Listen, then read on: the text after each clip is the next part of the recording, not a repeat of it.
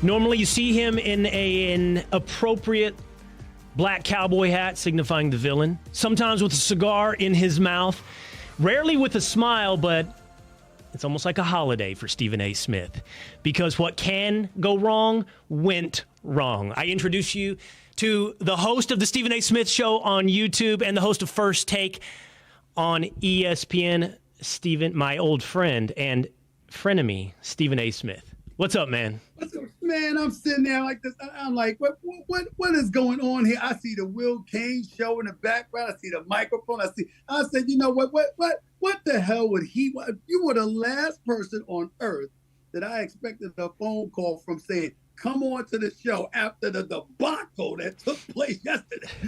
I said, they talk about the gift that keeps on giving. The man is bringing me on the show today after the Cowboys got shellacked. Who would have thunk it? But here I am. What's up, Big Time? How are you, man? Well, let's be honest. I'm good, buddy.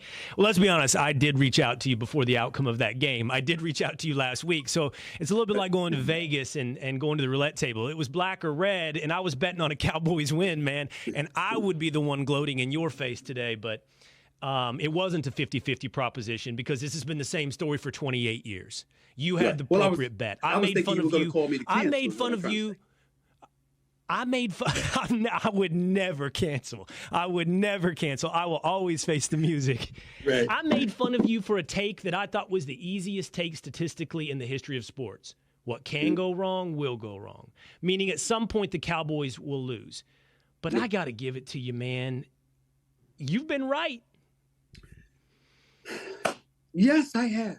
I mean, I don't know. I mean, do you realize I looked up some statistics, man, and I pointed it out on my show First Take this morning. Do you realize, Will Cain, that the last time your Cowboys won a Super Bowl, 10% of U.S. households had the internet? That's it. And Google didn't exist. I mean, you just can't make this up, man. I mean, you really, really can't make this up. I mean, I said, what? I couldn't believe it. I had to double check it. Google did not exist the last time the Dallas Cowboys won an NFC Championship game or a Super Bowl. And oh, by the way, it was y'all lost yesterday. It was the 28-year anniversary of the last time y'all won an NFC Championship game. And y'all got shellacked yesterday. It's very bad. I mean, it's just very bad. I feel bad for my guy, Jerry Jones. That's my buddy right there. I feel bad for him. I feel bad for some of the players. But do I feel bad for Cowboy fans such as yourself? Absolutely not. Not even a little bit.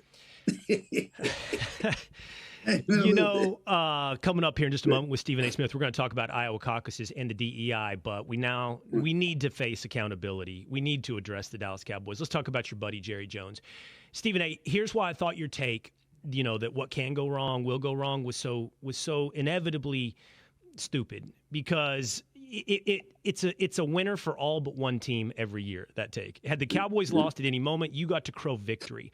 But after you've got to crow victory, theoretically and symbolically, for 28 years, and I saw a statistic that since the Houston Texans have joined the NFL, they have more playoff victories, 2002, than the Dallas Cowboys. I'm starting to wonder what's really going on, Stephen A. And I'm only being a little facetious. We've changed quarterbacks. We've changed coaches. We've changed offensive coordinators. We've changed defensive coordinators.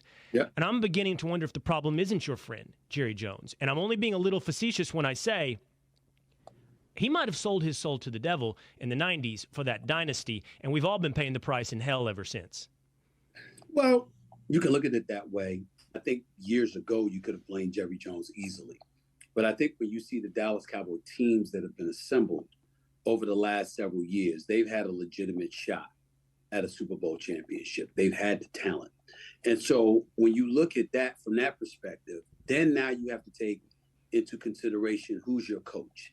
And if you want to point the finger at Jerry Jones for anything, it's the coach that he picked. Now, Mike McCarthy is a Super Bowl champion coach, won with Green Bay in 2010, beat the Pittsburgh Steelers. He was a perennial playoff contender. We know this. He had Aaron Rodgers as his quarterback. But when he was let go by Green Bay, he was thought to be a bit archaic, outdated, and maybe we should go in a different direction. But when Jerry Jones hired him, he had the resume that said, okay, Let's see what happens. They've had 3 consecutive 12-win seasons. They've been in 4 playoff games. They're 1-3 in those playoff games. They were 1-out in 3 of those occasions. Yesterday, they looked so inept, so lost. Now it's time to look at Jerry Jones and says you have to move in a different direction because the clock is ticking. He's 81 years of age. He's frequently pointed to his own mortality and how he doesn't believe he has much time left. And when you have that level of urgency that's being felt by him, it trickles on down. And to answer your question directly as it pertains to Cowboy fans, and you talked about the take and what can go wrong, will go wrong. The reason I brought that up, and I tried to explain this to you in the past, but you were stubborn and you didn't want to listen, and maybe you'll want to listen now. The Cowboy fans bloviate. That's why I say be patient. Because with anybody else getting to the playoffs, getting to an AFC or an NFC championship game, a Super Bowl appearance or whatever, but not winning it would be acceptable. But Cowboy fans are the one fan base that walk around every year like they're champions already. You can go 3-14, you can go 2-15, you can go 4-13 or whatever. You'll literally go like, we're going to win the Super Bowl next year, right? This is how you act. It never, ever, ever stops.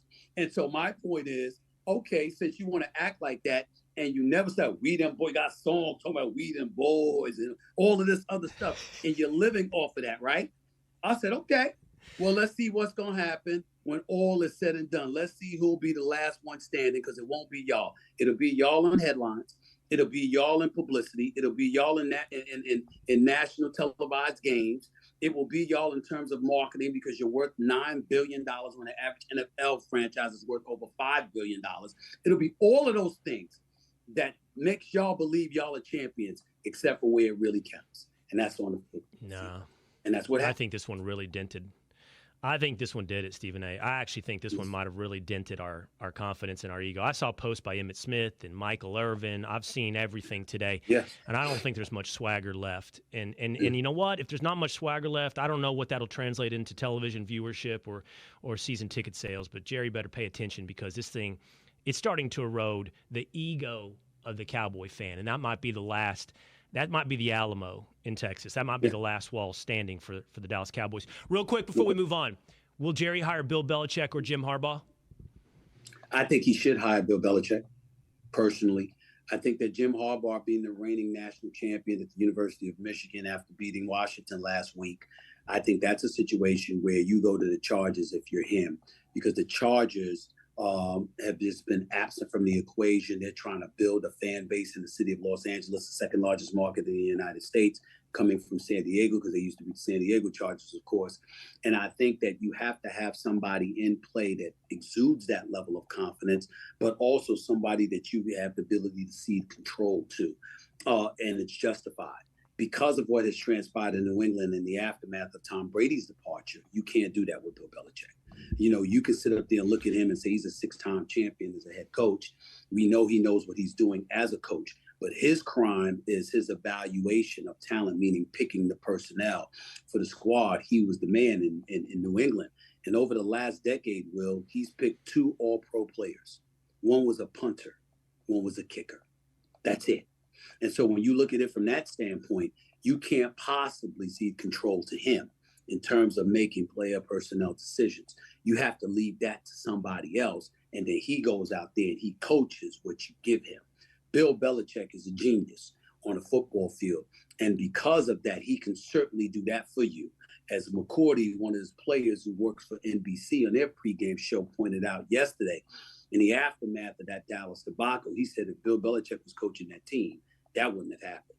He said, I'm not saying when you won or lost, but you wouldn't have looked like that, where wide receivers are wide open and the camera has to zoom out just to show that there's an actual defender in the vicinity, because that's how wide open these players were. Something like that doesn't happen on Bill Belichick's watch. The attention to detail is too elite, and you know that there would be a significant upgrade in the coaching, on the coaching sidelines. That's what I believe the Dallas Cowboys need more than anything else, and that's why I think they should go and get Bill Belichick. Despite what many people saw on television for the years that you and I spent together at ESPN, they saw fireworks, perhaps hostility. They saw vigorous debate. Perhaps, despite what they saw, all of which was real and authentic, you and I got along very well. I introduced you as a buddy, as a friend. I do believe that about our relationship. And whenever we had a serious disagreement and a serious debate, we almost inevitably, at the end of that, looked at each other and basically dapped up. We basically said, "You good? I'm good," because Totally we understood that A, men can disagree, and we understood that B, relationships have to be built on more than agreement. So I always appreciated, my relationship with you, Stephen A. And that's one of the reasons I actually wanted to have you on today. You're a smart guy. You care about politics. You certainly have strong points of view on culture. And many of them are diametrically, not all, but many of them are diametrically opposed to my point of view. And I always want to be able to have here on this forum a place where people of disagreement can come together as men, where we can come together and have that vigorous disagreement. And at the end, say, "You good? I'm good." So I wanted to talk to you today and say, hey, man, what do you think about Iowa? Here we go. The country is going to begin the process of electing its next leader. What do you think about Iowa? Well, for me personally, I mean, Trump obviously is ahead, and you thought about DeSantis once upon a time, but now Nikki Haley has gained traction, and according to some polls, has taken a lead over Governor DeSantis from Florida. Last time I checked, I believe she was up to 20%. He had dipped to 16%. I think he's made some errors along the way, picked fights with the wrong folks, and diverted his attention away from where it should have been aimed. And as a result, that was something that Trump has been able to take advantage of. I don't see anybody being a threat to Trump on the GOP side. I think that the Democrats knew that, and as a result, I think that's why they've been full throttle in terms of aiming to take him down, to prevent him from potentially running for re-election or being allowed back in office. My position has always been clear about Trump. Politically speaking, you and I have talked on many, many occasions. I consider myself a fiscal conservative, but a social liberal. I've always considered myself that. I get tired of these damn taxes in some of these states. I mean, I'm thinking about Florida and Texas every chance I get, along with every state with no state income taxes. It's very, very appealing to me, and I'm unapologetic about that. This is a capitalistic society that we live in, and I don't think there's any question that Trump did a damn good job with the economy. My issue with Trump when he was in office is that he was so divisive that I thought I was of the mindset that this is not an individual that's interested in bringing the country together. And I think that the divisiveness that he causes is dangerous to our republic, in my estimation. Of course, you and I have disagreed with that to some degree, along with Sean Hannity, Mark Levin, and others. And everybody knows where I stand on that. Me personally, I would vote for Nikki Haley. I would have voted for Chris Christie and people like that. I don't have any qualms about voting for a Republican. And on many occasions, I've actually pointed a finger at the Republican side from this perspective. If you have, and I'm not bringing her up to talk about her, but whether it's a Liz Cheney or a Ted Cruz or a Nikki Haley or DeSantis or anybody else, I have sat completely flummoxed at the right from the perspective of why this guy, of all the people that they would vote practically lockstep with him. What's the fixation on him being the guy that has to sit in that chair, that has to be in the White House, as opposed to the others? And so that's the only disagreement that I've had with folks. I don't vibe with folks on the left and I've never been that way. You know me personally. You know that I've been this way. I've never been one, oh, you're a Republican, so that means you're racist. You're a Republican, so that means you can't stand black folks. You're a Republican, so that... I've never been that guy. I never think that way. Right. I'm a registered independent. But when it comes to him, I have marveled at the negative and divisive impact he's had on our society, and looking at folks on the right that don't seem to care at all. It has to be him when you have so many candidates who will vote in lockstep alongside him, or would invoke policies similar to his.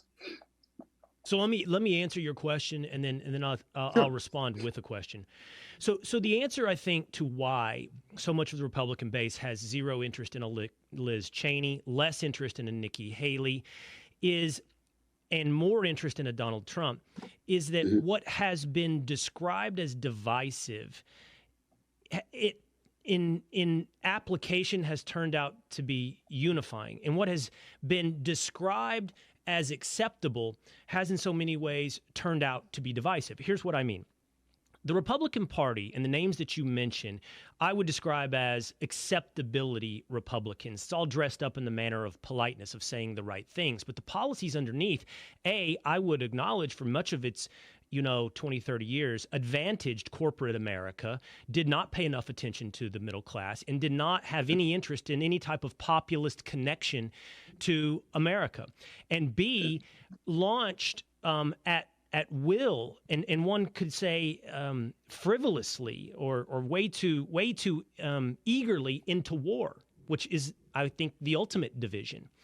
And meanwhile, Donald Trump, while perhaps unpolished, crude, certainly somebody who lashes back at anyone who attacks him, has re-engineered Republican politics in many ways to reconnect to unifying values like restricting, unfair free trade that hurt middle-class American workers, paying attention to illegal immigration, which disadvantages black, white, all Americans on lower economic strata. And so his policies, perhaps dressed up in what is seen as divisive language, have actually been unifying. And then so that's my answer. And my question to you would be this, Stephen A. I don't pretend that Donald Trump is perfect. I think he is I think we all have to recognize reality and say he's a very talented communicator. But part of that talent is his bravado, is his maybe crudeness, is what you have described as divisive.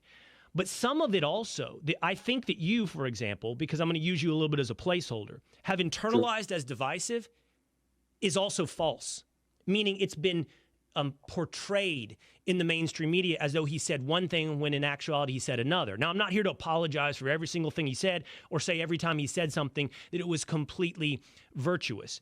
But just as an example, the Charlottesville very fine people statement is a horribly clipped and taken out of context moment that makes it seem as though he's embracing white supremacists when he was very much not saying that when you listen to him in full. So what I'm curious to you is, that's just an example. Russia collusion, a whole host of issues, mercenaries on American soldiers, I always thought biracial. Russia collusion was bogus. I always thought that.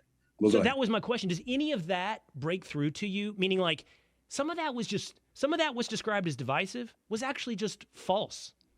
Well, you can highlight incidences where certain things were peeled and it was misrepresented by the other side. I certainly won't refute that. And remember that I'm one of the people that feel like, yes, I did think that his language, his verbiage wasn't constructive or conducive with the insurrection on January 6th. But I also have been on the record saying, going after him for that, I found that the Democrats to be embarrassing from the standpoint, go and beat him. You're looking for an excuse for somebody to help you beat him. You go beat him.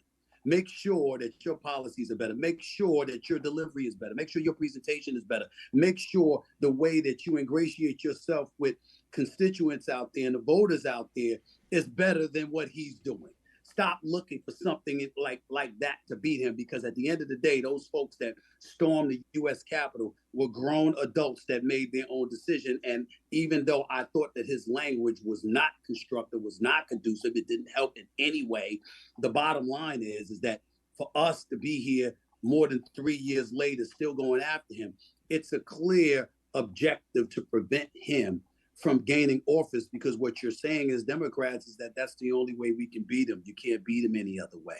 And I have found that to be appalling, because it's the year 2024. And the Democrats literally have basically implored American citizens to rely on an 82-year-old man who will turn 82 this year to run for re-election. Think about that. That's just disgraceful. So for me, I get where you're coming from, but it doesn't absolve him from the level of decorum and statesmanship I believe that position demands. And so you can bring up Charlottesville, and in defense of what you're saying, I haven't listened to the entire, statement that he made about Charlottesville. You are absolutely right. There are sound bites that are taken from that can be manipulated. Fair enough. But on countless occasions, whether it's that or something else, the words that come out of his mouth, even though he's not a quote unquote polished politician, you do find yourself questioning whether or not he cares. And on far too many occasions, he appears to be so incredibly narcissistic that everything is about Trump. I remember, I'll tell you something that I said to a whole bunch of liberals that I know. Folks would come to me and they'd say he's racist. I'd be like this, that's not what I get from Donald Trump. That implies that he doesn't care about black folks. He cares about no one but Trump. That's what I've said about him. I said, he don't care about anybody but Trump. He cares about Trump first, foremost, and always, all things Trump. Because I knew him before he ran for office. I had no issues with him when I would see him at sporting events, whether it's a boxing match he was throwing in Atlantic City or New York Knicks games or anything. One time he introduced me to Bill O'Reilly, for crying out loud. I mean, I didn't have any issues with them. So a lot of the things that I see him doing, knowing how fixated and addicted he is to winning and getting his way, I think Donald Trump is the kind of person that caters to whatever he thinks will work for a constituency to get what he wants, as opposed to being vile or venomous towards something else. But nevertheless, if it comes across as vile or venomous, you have to be accountable for that. First of all, I appreciate what you said about the context thing. You're in the public eye. I know there's things that you've said that have been taken out of context. I know it's happened with me. I think we all know. And that's part of what I believe is my job in my pursuit of the truth, which you accused me of thinking I have a monopoly on the truth once. But part of my pursuit of the truth is to try to understand the entirety of the picture. Right. So, I once said on ESPN on a desk sitting with you and Max Kellerman that I said something very similar to what you just said, that Donald Trump was about himself. But what I have evolved over time in being honest with the audience about is that I'm no longer interested in manners and I'm no longer interested in motivations. I'm interested in outcomes. I can't ever peer into the soul of another man and decide exactly what it is that is driving his motivation. But I can look at the product of his actions. And I do believe that the product of his actions has created a place that I think we need to be for the United States of America. But we only have a few minutes still together today. And I, you and I haven't talked well. I always loved our conversations on race. I already appreciate the places you've begun to go on it. And so I wanted to get your opinion on diversity, equity, and inclusion. And we can use specifically the DEI debate at Harvard. Claudine Gay resigned after some pitiful performance in front of Congress, but then it was revealed that she plagiarized and was apparently not very well qualified originally to arrive at the position of president of Harvard, and that has led to a greater debate about DEI. Stephen A., what is your outlook on DEI? I think it's necessary. I think that it needs to include addressing anti-Semitism as well. Which is what some folks from the Jewish community have spoken about. I'm certainly not an aficionado on the subject, but I will tell you that, from a societal perspective, whether it's in academia, it's in business, politics, or what have you, the reality is that diversity is always a good thing. Inclusion is always a good thing. And I think that any time people think that that's not necessary, that's not an opinion that I vibe with. I think that it needs, when we say diversity, equity, and inclusion, it doesn't need to just be about the underprivileged and the disenfranchised. The word underrepresented resonates with me as well. Because if you're from any community and you feel like you're being underrepresented, particularly as it pertains to your community and some of the issues that are most important to you, then that needs to fall under that category as well. And so, when I think about it from that perspective, I think that as a society, we're a better place when we show a willingness to be more receptive to the concerns that people who may be minorities, who may feel like they're underrepresented, where the numbers may show that they're underrepresented, and some of the issues are being addressed. It's not something that I'm averse to. I think that it gets misused from time to time, which I think sparks the ire of those who feel victimized by DEI. But nevertheless, that's inevitable because our society, for a vast majority of this nation's history, has been unfair and tilted towards white, particularly white male individuals. I think that's a fact. I don't think that anybody that knows anything about history would deny that. And that's fostered, the addition of some of these programs. But in the end, I do understand how folks can go overboard with it. They can use it to their advantage, and that could serve to alienate those who once supported it. And I get where all the noise is coming from. Well, so, I got into this debate, Stephen A., with Mark Cuban, the now front-facing basketball operations governor of the Dallas Mavericks, about this. And he defined those terms, diversity and inclusion, sort of subjectively, meaning whatever they meant to him. He took his own personal liberties in defining those words. And when you do that, you can, I think, say what you said, which is it's a virtue and we should all pursue diversity, for example, and inclusion. And I think as a person, as an individual that you go throughout the world, I understand what you and maybe Mark Cuban mean. But organizationally, as an institutional structure, and DEI is an institutional structure, it's manifested in college curriculum and present in corporate HR departments. Yep. It's something very different. And quite honestly, I think it's anti-white. And I think what it is, you and I used to have these debates, and I think a lot of times when we have these racial debates, what happens is there's a position and someone takes a position, and for example, say you take a position, and you've said this to me, like I'm pro-black, right? But if I say, well, I'm not pro-black, that's internalized as, well, I'm anti-black. But that's not the same thing. You see, I'm not pro-white. I'm not pro-black. I'm not anti-white. I'm not anti-black. I'm pro-individual. And I believe that you have to look at people as individuals with their character, their merit, and that's the only just way to arrive. And your analysis of the history of the United States is correct. There was an institutional structure that did advantage white people.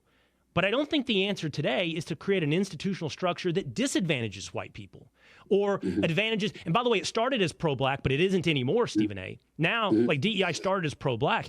And I don't think the answer is to do what you said. Well, let's add anti-Semitism to the groups that we need to, to the groups that we need to advantage. The answer is to tear down all these advantages, white, black, anti, all of it. Tear down the disadvantages, tear down the advantages, because you end up real quick, Stephen A., with stories like we saw this weekend at Fox News and at New York Post, where the FAA is looking at psychiatric and intellectual disabilities in selecting their air traffic controllers under DEI because they're underrepresented. No more. No more intellectual disability, no more black, no more white, no more Asian, no more anti-Semitic, no preferences. Just look at people as individuals. Well, when you say that and you put it that way, and this is where you and I have conversations, and, like you said, I'm pro-black, but I also say I'm never anti-white. I'm not anti-anything.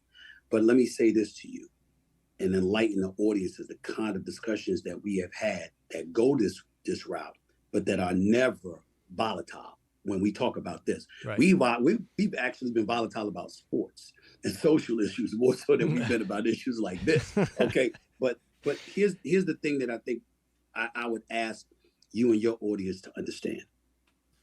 Okay. No, you're absolutely right. We should, on its face, if you break it down the way you break it down, in an ideal utopia, well, hey, get rid of it all. Fine. My point to you is, why was it necessary? I cover sports.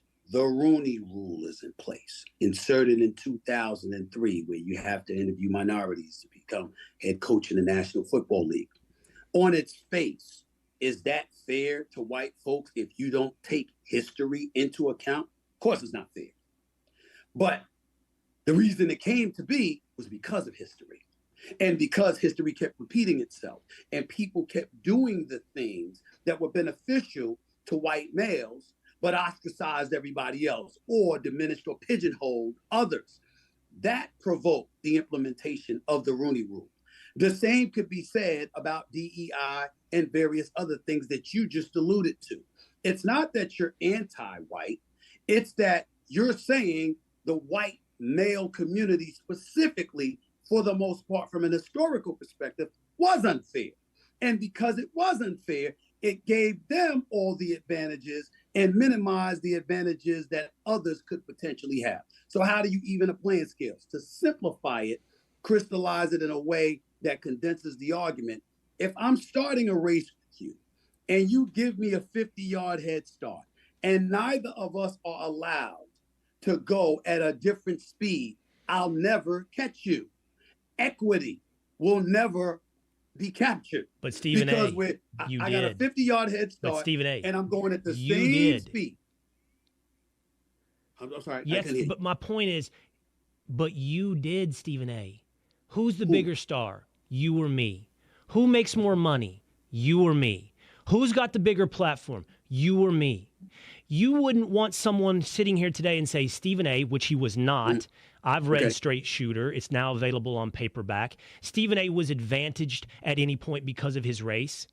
Your talent and your merit, you as a man and me as a man, has risen and lifted you, Stephen A., to the top. Anyone that is familiar with sports and ratings knows, Stephen A., your importance to that four-letter network you're sitting inside of right now, ESPN. You are a success, not because of your superficial characteristics. I'm not gratuitously complimenting you. I'm describing reality. You are a success because of you, your talent, and your ability. And historical head starts about the group at mass. I mean, you can't punish an individual today or take away from the success of an individual today because of history towards groups. We are individuals. And my man, you caught me, in this analogy. And you ran right past. But let me say this. I'm one of the You are older, though. You are older. Give me some time. That's right. I am older.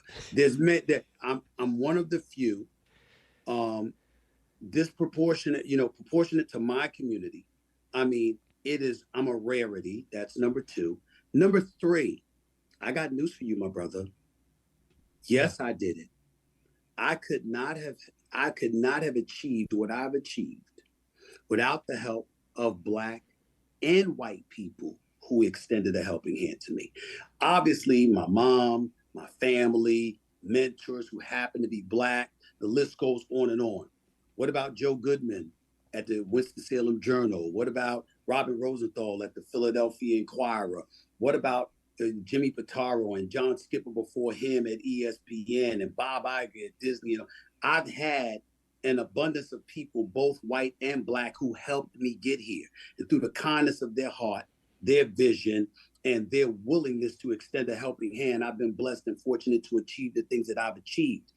Most folks from my community don't have that privilege. They never received that privilege. And far more often than not, we've been in a system and under a system where we've had white individuals in positions to help, obviously, Black folks, but far more white folks as well. And so you have to take that into consideration as well. I'm not dismissing what you're saying, and I don't want that to be taken that way. And I'm not saying that your point, many of your points are not very, very valid, but there's another side to it. I am not normal. I'm the aberration. I'm the exception. We're talking about the rule. And the rule usually dictates that most people from the streets of Hollis, Queens, and New York City don't get to achieve what I've achieved. It's not, don't choose me and say, well, you made it, why can't everybody else? Because that's ignoring the plight of the community that I come from and the roadblocks and the obstacles that were placed in the path of minorities in this country. You can't do that, Will. You can't go that far. Yeah, I want to be clear, and it's always something that my wife used to tell me before I went on First Take, Stephen A. You need to say the things that you believe that people don't assume you believe. I mean, I do not think racism has been retired as a problem in America, and I don't believe there are not things that disadvantage certain communities in America over other communities in America. I just don't think the way to prosperity or utopia is to select people based upon our superficial characteristics. Otherwise, you're going to end up with FAA controllers with intellectual disabilities. And I don't think anybody else wants to fly on that plane. Yeah, that's right. I agree with that. There's no dispute here. There's no dispute at all. But the point is to make sure that you extend yourself and give an effort to find those qualified individuals as opposed to assuming they wouldn't be in that direction. They must be over here. Look everywhere, because when you bring up DEI, to me, what I care about most is equity. I care about equity, equality. I care about That's my least favorite letter of the 3. That's my least favorite concept of the three. Well, I'm bringing up. I don't mean equity I'm talking about equality. That's what I'm thinking about. There we go. Two very different things. Two very different things. That's fair. I didn't mean it that way. I was talking about equality as opposed to equity. But I'm saying that's what matters most to me, meaning equal chance, equal opportunity. Let's see what happens. And then to the victor goes the spoils. That, to me, is what America is supposed to be about.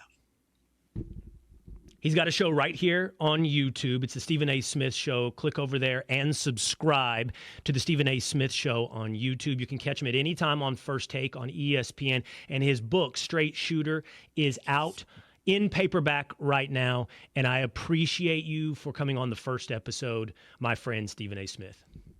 Proud of you, man. Keep it up, man. I'll see you down the road. All right. We'll catch up. All right. Take care. There he goes. Stephen A. Smith. You know, I want to say Stephen A. Smith has been in a somewhat viral argument with other people about, various parts of his book, Straight Shooter, and what's real and what's not real. And I'm going to be real with you. That wasn't going to be part of our conversation here today. Stephen A. coming on my program in two networks, allowing two people from very different corporate environments is something that is a rare opportunity, and I have many other things that I want to talk to Stephen A. about. And anything that you would like to hear about that, you can go check out the latest episode of Stephen A.'s podcast from Friday. Hey, before we go to a quick break and take your calls at 855-369-8255, I want to show you one of the costs of, I think, the DEI structure. That it not only advantages you inappropriately into the spotlight, but it becomes a shield when someone hopes to take away the spotlight. This is Fulton County District Attorney in Georgia, Fani Willis, who is now accused of corruption and in a romantic affair, who is leading up the corruption case against Donald Trump. Her potential corruption, kickbacks on money and having a romantic affair with the special prosecutor in charge of prosecuting Trump. It could undermine the entire thing, but also expose that she's a hypocrite. And here's what she would say to this new, not just allegation, but investigation. You cannot expect black women to be perfect and save the world. The Lord is completing us. We are not perfect. We need your prayers. We need to be allowed to stumble. We need grace. There you go. It also becomes a shield in protecting you from your own corruption. That's Fulton County District Attorney Fani Willis. All right, coming up, you, the listener of The Will Cain Show.